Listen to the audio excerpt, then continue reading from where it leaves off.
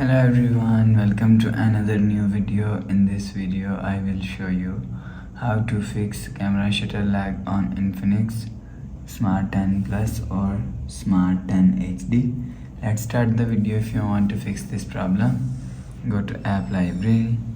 Here click on settings app. Now in setting, scroll down and click on my phone. You will check your software update is latest. If it not, let us update your software latest. After update software latest, go back to home screen.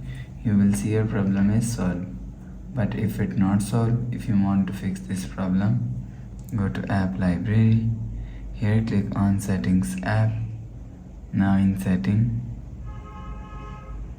click on system and click on reset phone. If you want to fix this problem, so click on reset all settings.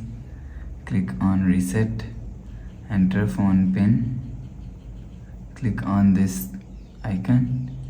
You will see your problem is solved. But if it's still not solved, so restart device. Just click and hold side power button. Click on this restart icon. Again tap on this restart icon. You will see phone is restart. After restarting, enter phone pin. You will see your problem is solved. But if it's still not solved, so again click on settings app.